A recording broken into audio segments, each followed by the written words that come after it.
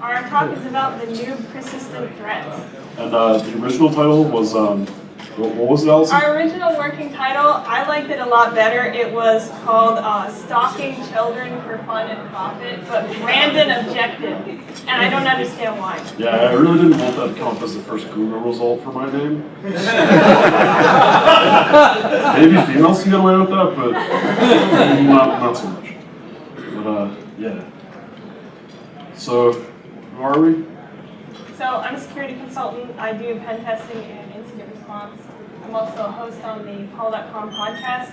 If you were at FAST last year, also a lot of people have been asking me. Yes, I'm the person that messed up the CTF last year. Thank you for tolerating my shenanigans. And if you see Ming, give him a hug for me. Tell him I said hi. I'll do that. So I'm Brandon Levene. I'm an incident handler and incident response for a cloud provider. And you can figure it out yourself who it is. I do malware vulnerability analysis as well, sort of on the side. I wear a lot of hats right now. A lot of my research is independent. I do not represent the company that I currently work for. And I happen to be SAN certified as a pen tester, but I don't actually do anything involved in that. So. Yeah, this stuff has nothing to do with my day job either. This is just all me, nothing to do with my company. So what is the new persistent threat? It's basically bottom feeders of the criminal economy. Well, yes, but what we found were that they're often American citizens. They're often pretty vocal on hacking forums, and they have really, really piss poor OPSEC. And we'll show that off pretty soon, and if you guys have read any of the Krebs stories, you'll see where we're going with this. These are generally the lowest of the low. Kids who will sell or buy DDoSers, who will buy rats to mess with their friends. You're looking between the ages of about 14 and 18 are a big subset. RuneScape is a big feeder for these kids. It's actually pretty interesting. You don't see a whole lot of World of Warcraft. You see mostly RuneScape, some shooters, things like that. It's an interesting little section of ways that they get it. Go ahead. I don't know really how you get this, but I'd be interested to see economic demographics for this group as well. We have some numbers later. So the question was economic demographics of this group. It's very difficult to tell without surveying, and obviously the target audience is slightly unreliable. So you can make really large-scale assumptions based on just behaviors, things like syntax and stuff like that. You can tell whether someone's a native English speaker or not. You can tell generally by age, just by their interests and things that they post about, but it's definitely pretty difficult to tell, to make a full-fledged assumption on economic levels. Yeah, based on the few people that we've been able to track down, there is kind of a pattern. A lot of people are US or EU citizens. They're actually upper middle class-ish. Mostly Caucasian. Yeah, and almost entirely male. When we track down people's home addresses, often we see upper scale neighborhoods that they live in. So that's a good indicator. So these people are not doing this to survive. They're doing it for other motivations. Well, in that age group at least. Yeah. So if you're thinking to yourself you don't have anything worth stealing, this is from a RSA report released in 2012. Pretty good white paper. These slides will be released at some point, and unfortunately the link is cut off at the bottom, but it is actually on there. So if you have any or all of these things, yeah, someone's going to try to steal it from you. And depending on who they are, they might be pretty good at it. Fortunately, the kids we were dealing with were mostly focusing on the last one and the PayPal accounts. But you can find pretty much all of this stuff anywhere. So the Noob Renaissance. So Imperva released a pretty awesome report 2 years running. It's called the Hacker Intelligence Initiative. So in 2011, they surveyed a fairly well-known site, and if you have visited that site, you can pretty much surmise what the background is. So this is a pretty interesting breakdown of really in a year the transition from slightly more focused discussion to a much larger group of tutorials, noob-friendly behavior, noob-friendly guides, YouTube videos, media guides, really on a very large scale of topics, and these are far less technical than they would be about a year earlier.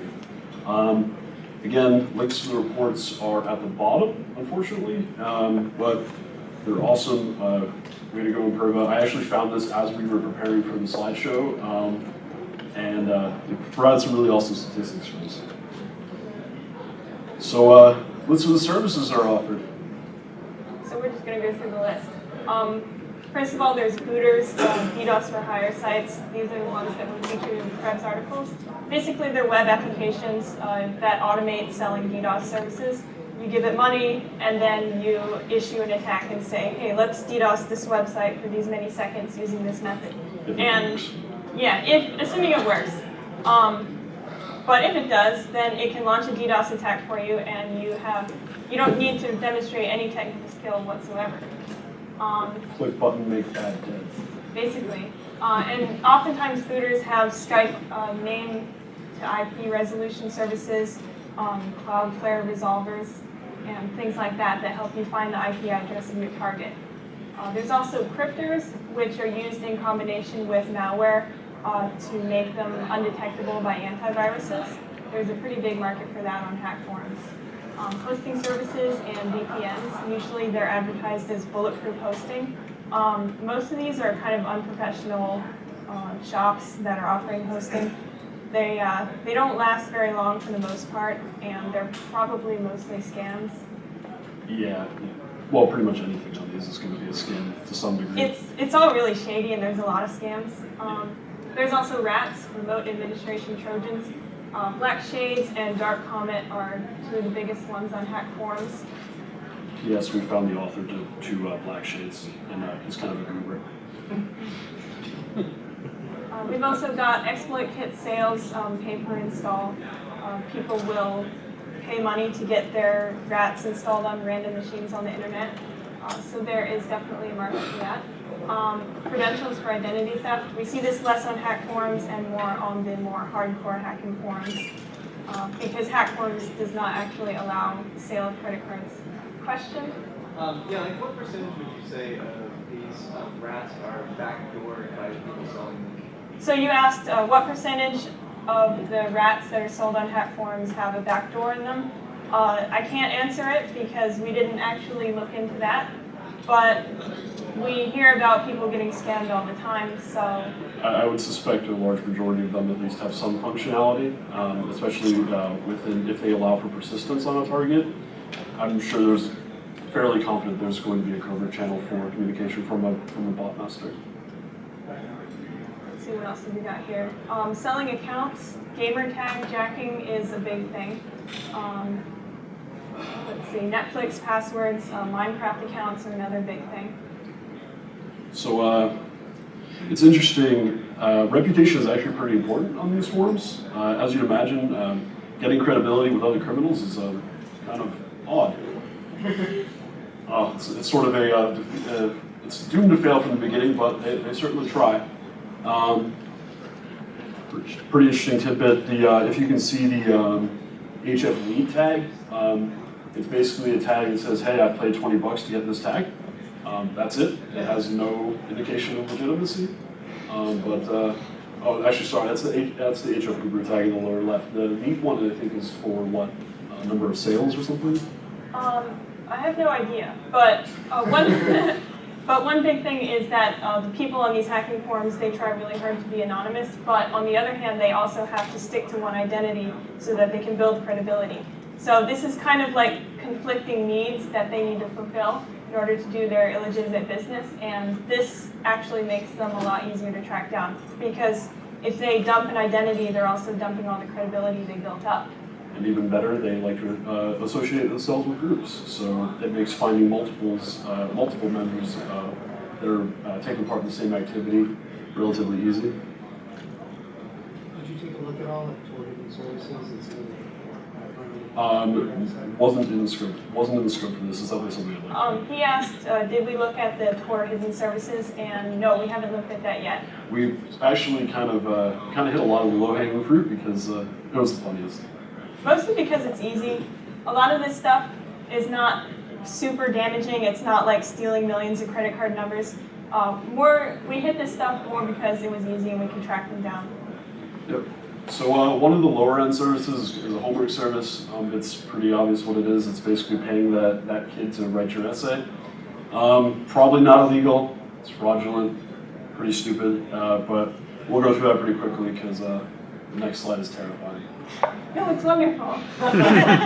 Yeah. So e-whoring, they will sell picture packs of naked women, and then the customer can pretend to be that naked woman and sell pornographic services on the internet, even though they're male. So it pretty much requires zero technical skill. This is an exercise in social engineering. You are essentially mimicking an interaction with a target in order to get them to buy your services as if it was a legitimate social interaction. So when you see these spam ads saying people like Pamela Bean here want to meet you and talk to you, that's part of this e-whoring. So they really don't want to meet you, huh? No, and they're probably not Pamela Anderson either. So let's see.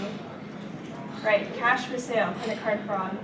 There are huge markets on these hacking forums for stolen credit card numbers. And if you know where to look, there's a lot of information that's basically available to the general public. All of this stuff is not really much farther than a couple clicks away from a Google search. So this one, I believe, is from Alberac. Yep. Yeah, so there's a forum called Alberac, and there's a lot of identity theft that goes on this one. Yeah, we found Alberac actually, it overlaps quite a bit with some of the other goods that were sold on hack forums. And as we came to this one, we realized, hey, it's definitely not English speaking as a primary language, it's mostly Middle Eastern. But this is much heavier in financial fraud.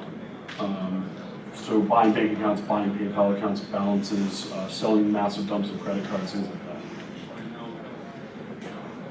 So also, if you know where to look, you can find a lot of credit card details that are just sitting out there on the internet. So this one is from IRC. I got to this chat room by going to the Undernet IRC network, and then I went into some of the credit card oriented channels like CC Power, I think was one of them. And when you join these spam channels, bots will automatically message you with invites to other credit card fraud channels. So I followed that path, and I found some IRC networks that had basically no rules at all. And I believe that one is called God Unix or something. And there were channels where you could just sit in there and they'll spam credit card details. And the purpose of that is there are IRC bots in there called check bots. And you put in credit card credentials in a certain format, and they'll check to see if the credit card credentials are valid, which is a useful operation if you're trying to determine the validity of a dump of credit cards. So I know it looks like the CIA has gone through that, but I tried to blank out all the identifying information. Although, of course, it's long been invalidated. Usually burned within a couple hours. Oh, within a few seconds, I'm sure. Usually. Also, Pastebin is a great place for credit card spam. There's a lot of this stuff. My unscientific survey shows that most of it is Vietnamese people spamming on Pastebin for credit card stuff. A lot of bad English. Sometimes these emails match up to Facebook accounts, and almost all of them are Vietnamese. Which is kind of a bad idea if you're spamming illegitimate services to have a social media profile linked to the same account. Yeah, there are so many, like, we harvest emails from all of this stuff, and every single time I see an email, plug it into Facebook. And a surprising number of times you will get a Facebook account attached to the email. May or may not be real, but it's there and it's very interesting sometimes. Question? Is that because there's no prosecution happening? They can get away with it? He asked, is that because there's no prosecution happening and they can get away with it? And the answer is unequivocally yes. Because one, a lot of these people, especially involved in credit card fraud, live in other countries, so they don't have to follow U.S. law. Tunisia, Vietnam, yeah, a lot Palestine. of Middle Eastern countries. Yeah. So they don't have to comply with U.S. law, and it's very difficult for the United States to arrest people in certain countries because the governments don't cooperate with extradition and investigation and stuff. Here's a pretty quick sample that's been up on some of the credit card prices. So your Visa card that's probably sitting in your wallet is about $3. Full date of birth is about $15. All the information that I would want to steal your identity is $20. That includes social security number, credit card information, phone numbers associated with the credit card. Anything and everything I want is about $20. And that's from the Paste-In post as well. He posted samples. A lot of these credit card spam include samples so that they can show off the quality of their data. And so, yeah. Yeah, as you can see, they actually are spamming with social security numbers, with date of births, with private security questions, and PIN codes. And passwords. Oh yes, and passwords, which are always fun. Credit card number, expiration date, CVV, and address. Also, if your PIN code is 1, 2, 3, 4, 5, 6, you should probably change it. Yeah. I know it's a great combination for luggage, but I know it's usually. So Carter shops are when you're trying to sell a lot of stolen credit cards, you're going to want to automate that as much as you can because, more efficient. So there are a lot of Carter shops. Actually, if you do a Google search, say buy CVV, just put that in a Google search, all the first results will be Carter shops, and you can sign up and give them money and buy credit cards, and you can actually add them to your shopping cart, just like any shopping application, and do a checkout. What about your credit cards? I'm not selling them. Sorry. Someone else is selling them, not me. True. So this one is a site called Carter.us. I found it last year, actually through a somewhat circuitous path. There was a child that put a Black Shades rat on one of my clients' machines. Sorry, quick How question. does the checkout process work on these sites? Say again? How does the checkout process work on these sites? How do you pay? Pay with Liberty Reserve, or sorry, he asked how does the checkout process work on these sites and how do you pay? So obviously they don't take credit cards. Actually, some of them do. And they don't accept PayPal, but you pay with these services like Liberty Reserve and eGold. These are payment services that are supposed to be less regulated than our typical payment services that we It's supposed to be use. cash on them. Yeah, it's like digital cash, no chargebacks, no refunds, and the services themselves are legitimate, but they are almost entirely used for crime. So anyways, the way I got to this site was a somewhat circuitous path. There was a child that put a Black Shades rat on one of my client's machines. And I found out that it was a child because the whois data in the domain that it owned home to had, it was his info and his Hack Forums username and his email. And I followed that path and I was reading his Hack Forums posts and all his personal life BS and looking at his Facebook. And it's it was at the time this 15-year-old in the UK. And he's still running free. I mean, I totally sent the information to the authorities and he's still running free. But anyways, on his command and control server, he had a whole bunch of files laying around. And one of these files was the source code for Carter.us because the owner was trying to sell it on a hacking forum. So this child downloaded the source code. And so I had the source code of Carter.us. Question? When you sent this information to the authorities, did you CC his mother? It's actually not a bad idea. Yeah, I've never tried to call any of... the question he asked was, when you sent this info to the authorities, did you CC his mother? So I've never actually tried to call any of the phone numbers. Brian Krebs did call the phone numbers. We'll get to that later, but yeah. But yes.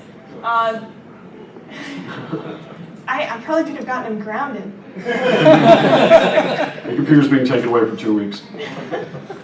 So anyways, I had the source code to Carter.us, and as I was looking through the source code, it was just a PHP MySQL web application. And I found out that it was recording all of its access logs to a text file. in the web root. And so, you know, a .txt file with no password protection at all. So we had all their access logs for a period of several months. And this was still, no, that was past access logs, right? yeah, this was last year, between, I think it was like July or June and September or something like that. And we had all their access logs until they wiped the site and replaced it with some other software. And actually I have a data dump that I'm going to make available at the end of this talk. And that includes the Carter.us source code, access logs, and Booter source code as well. So you can dig through it if you like. There's a whole lot of fun stuff in there. Yeah, lots of fun stuff. So a lot of our talk, I guess, is going to be consumed by the Booter shells, because they're probably the most interesting. They're DDoS for hire sites. Like we explained earlier, pay money, get access, pick one of a myriad of layer 4, layer 7 techniques, and attempt to DDoS your target offline. It tends to be big for Xbox Live, Steam, competitive gamers, basically anybody that a angry 15-year-old gets mad at on the internet will try to do this. Yeah, Booter shells for the most part are used to target gaming-related websites and fellow gamers. Based on a lot of analysis we've done on dump databases from Booter shells, we really haven't seen a lot of major sites targeted, and the biggest reason for this is these Booter shells don't necessarily have the power that one would need to take down a major site. However, if you've got a small server running or a home internet connection, this can probably wipe it out. Yeah, this will nail anything, but probably the highest one, like FiOS 100 mega, 100 down, 25 up. It'll probably still get nailed. Assuming it works. Yes, assuming it does work. A lot of them don't work very well. Or at all. Yeah. So one of the really common threads is a lot of these site proprietors rent Ecotel servers for this. They'll rent probably 5 or 6 of them, and they'll use that to amplify it to stage their attacks. They're not usually compromised web servers like you'd see in the large scale attacks like OK No Problem Bro, the stuff that attacked the banks back in September. So these are actually servers that they're paying for, that they're using for legitimate purposes. And usually we're looking at about half a dozen servers. This is the scale of DDoS attacks we're talking about. But the servers themselves are rather hefty, usually costing around $100 to $300 a month kind of bandwidth. And each booter has their own brand name as well, which is kind of interesting. I don't think this is Disney authorized merchandise. And I don't think that's authorized as well. But you know, this next one, this has got some pretty priceless brand placement. I promise I did not alter that image at all. That is a screenshot from the top of the ad on Hack Forums. And they accept PayPal. Like a lot of them do. Actually, 100% of booters that we surveyed accept PayPal. And by survey, we mean we actually looked at it. We didn't ask for them. Sorry. Well, I mean, if you log on to the site and create an account and pretend to pay, you have to get to a PayPal payment page in order to do it. So we got a lot of information about that, actually. So there's a lot of booter source code floating around. When script kiddies set up websites to do script kiddie type attacks, they tend to get attacked because fellow script kiddies love attacking each other, and a lot of script kiddie websites get hacked, and source code ends up getting leaked and floating around the internet, and then that source code gets picked up by other people, recycled, modified, used. Vulnerabilities may or may not be fixed, and the cycle begins anew. It's beautiful anyway, but not anyway. Actually, the picture here is one of the source code dumps that we have in our very large dump eventually. This is the Rage Booter leak from 2012, and remember that name Rage Booter because it's coming right up. Yeah, this is the one that was featured in the most recent Krebs article a couple days ago. Yeah, this guy. This is his Hack Forums username that he tattooed on his back. And he's banned from that forum. Yeah, he uses that username a lot when he's dealing with Booter stuff, and for some reason he thought this was a good idea. Oh, do you want to talk about your new invention of the honey bitch? Honey bitch. Which one is The that? Facebook honey bitch? No, don't talk about that. I'm still Okay. using it. Okay. You didn't hear that. That doesn't exist. So, this guy is pretty weird. So after getting banned from hack forums, which was apparently his soul, he did this whole, I guess, almost a eulogy for himself to be reborn as a legitimate businessman. You know, detailing his skills. He's actually not 21; he's still 20.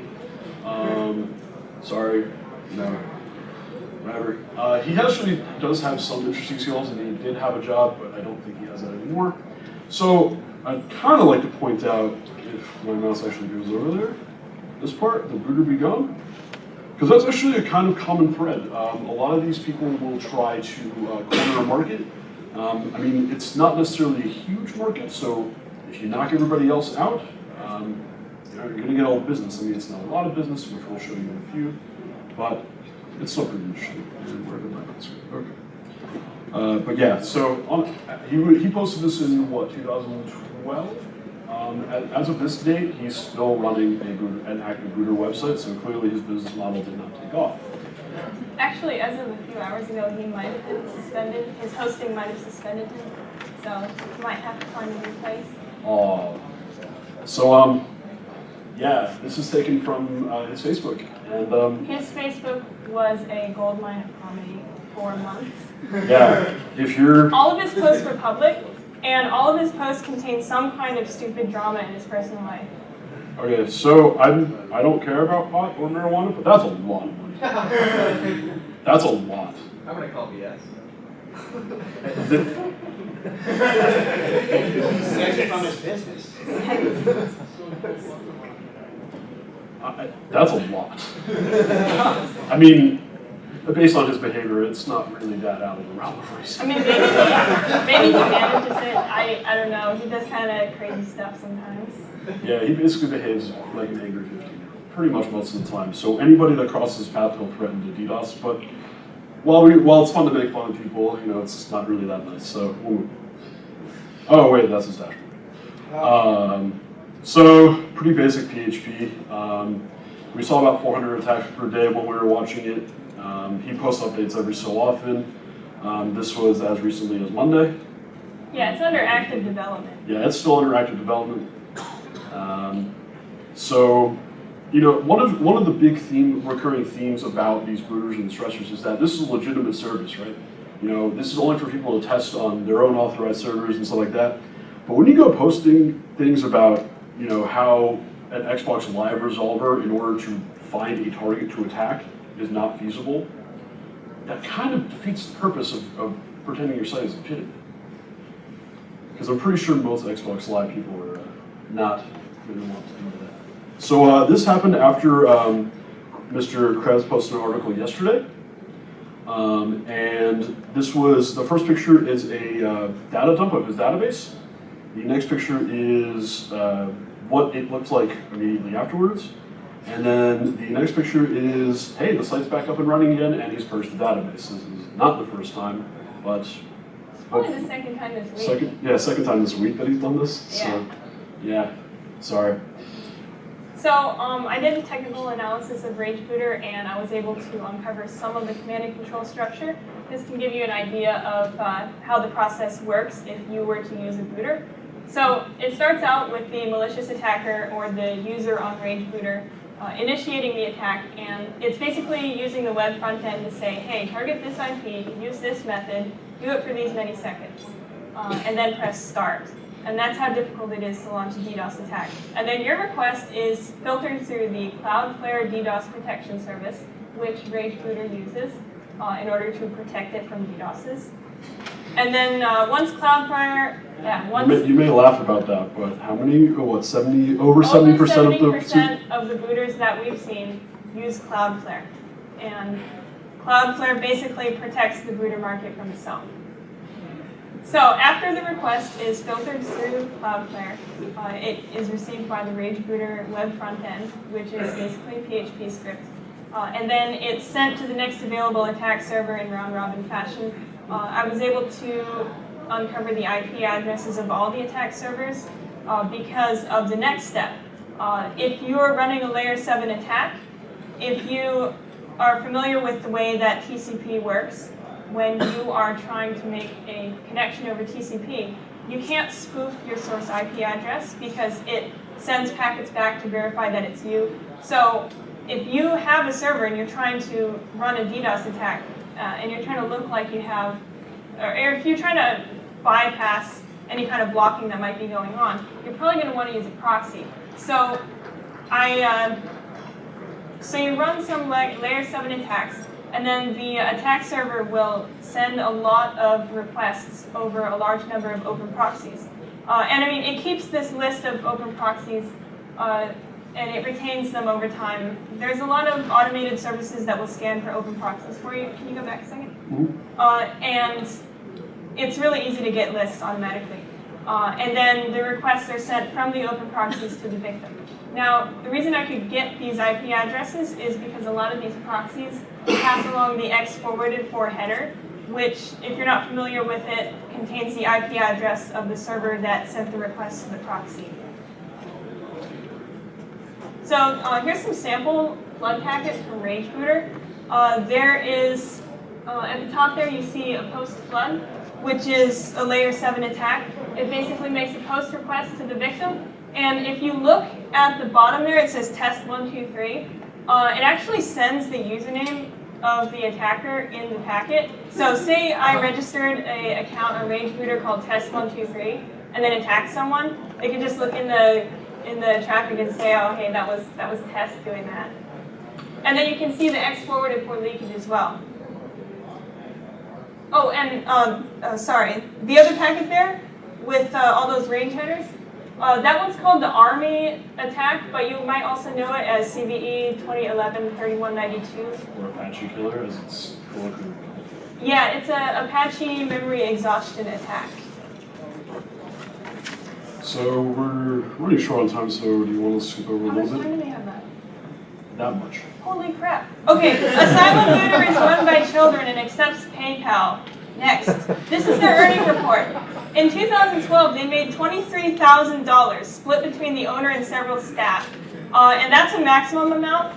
The database didn't record any chargebacks or fraud, so the actual take-home pay is probably a lot lower. So conclusion, you're better off on welfare. Next. Okay, so I did an analysis of customer base. When you pay with PayPal, they save your PayPal email address, and I just took all those and plugged them into Facebook, and also Google and everything. I'm not going to release any of the emails because I didn't do 100% positive identification. I don't want to accuse anybody falsely.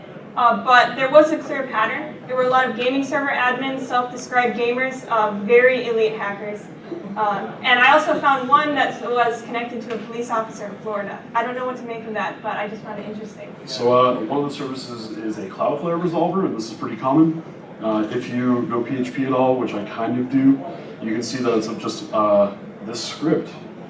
It's built in an Nmap. It's a DNS boot script. All it does is look for any additional subdomains that may not have been registered on the Cloudflare. It's pretty great. So the Skype Resolver, this was a story that was released a couple months ago. Essentially, a modified Skype binary sits on a VPS. A PHP request is then sent to that VPS, which contains a username. That modified binary actually makes a request to a target, getting the contact card information. That information is then stored locally in a non-obfuscated text file. That file is parsed for the IP information for that target. Boom, you've got a target. So unfortunately, a lot of people do use Skype for this. This is a pretty big data leakage. It's been around for about 4 or 5 years, and everybody knows about it and abuses it, and Microsoft does nothing. Sorry, building is. So these are the pretty easy instructions. Hopefully none of you want to set this one up, so skip. But this is actually the parsing script for the plain text log that comes up. Oh wow, this one's interesting, but we don't even have enough time. Okay, so TW Booter is another booter that was featured on Krebs. It got hacked from the database. It showed that in less than 2 months' time, so the site was used to launch almost 48,000 attacks in under 2 months. which is pretty significant. Next. Great. Oh, okay. So gamer tag jacking is kind of an interesting thing. When Brian Krebs got swatted, the guy that did it was in a community that does this. So what this is basically you pick a gamer tag that you want that might be like a dictionary word or one letter or something that's really cool. And you say, okay, I want the gamer tag F, or just the username letter F. So I'm going to find out who owns it, and then I'm going to use various methods to find out their personal information, name, address, social, date of birth. And then I'm going to call Microsoft and reset the password. I'm going to say, hey, I'm Joe, I own F, and I forgot my password. Here's my social security number, by the way, just in case you ask. Yeah, and this technique is actually really powerful. It can be used against any company to abuse their customers. And this is also how, when Brian Krebs got swatted, somebody paid like $3,000 in fraudulent money to his ISP. So I guess they wanted him online forever? Yeah, they wanted him to have a lot of internets. And this method was used. So shout out to Brian Krebs, he's kind of a badass. He got swatted, you found out everything, you kind of helped a little bit, and then Mr. Phobia and/or Ron Stevenson is now in federal prison. So I don't know if he's in prison or not, but there was a SWAT team involved. there was a SWAT team. You know what? SWAT teams are cool. So this is kind of our involvement. Unfortunately, I don't have a lot of time for that. A lot of the information that is there has been deleted since. Yeah, so if you're doing cool stuff, take screenshots. Yeah, it we definitely lost gets a lot of removed. videos. Yeah. So if you, so I mentioned counter booters before, and this was a service attempting to corner the market. And if you look at keep an eye on these contributors, because coming up real quick, Hosting for Badge or while up for OPSEC, also known as Maltiga was awesome. Actually, these are out of order, but this is how we track down Mr. Justin Poland. This is the Rage Booter admin, and this is his whole, all the stuff he left around on the This internet. is all of your little digital artifacts that are left everywhere if you have social media profiles and you cross-contaminate them. If you like to tweet your dating profile on your professional Twitter account, or Ladies, he's single. yes. Although, do not be alarmed if his picture is a little bit different. Do you have his mugshot? No, we don't have the mugshot. So, if you guys remember, Origin BV1 came up and they were running an anti-booter site, but were also running booters at the same time. This is also some pretty easy open source gathering. Also, Mr. BV1, shout out, he's also the proprietor / seller of Black Shades Trojan. So, really, this all comes down to the only reason why these services exist is they abuse legitimate services. Well, specifically booters. Well, okay, sorry. So, Cloudflare protects booters from each other, since it's kind of an occupational hazard when you're running a DDoS service, your competitors are going to DDoS you. Cloudflare alleviates a lot of those problems, and in our survey of booters, over 70% used Cloudflare. And then PayPal is a very convenient way to take payments, and in our analysis of the dump databases, the vast majority, like above 90% of the transactions were PayPal and not Liberty Reserve and not Bitcoin. And also, in our analysis of the customer base, a lot of them were what you would consider casual DDoSers.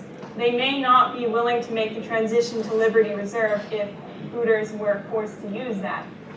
So the fact that Cloudflare and PayPal don't suspend the accounts of booters.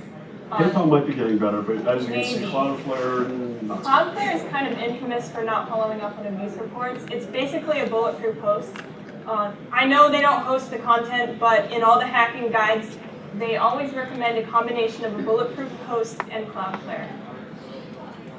And, well, we already tied it together kind of, and here you go. We probably have a minute or two for questions, if anybody has a couple of questions. But just to remind folks, they're going to be doing probably an update to this talk at BSides Rhode Island next month, June 14th and 15th. So if you feel like there's a lot more info here that wasn't covered just because we ran out of time, we'll also have a chance to do it again on June 14th, 15th in Providence. And you can continue the discussion down the hallway in the speaker room. So we do have time for 1 or 2 questions, but then we should wrap it up. Okay.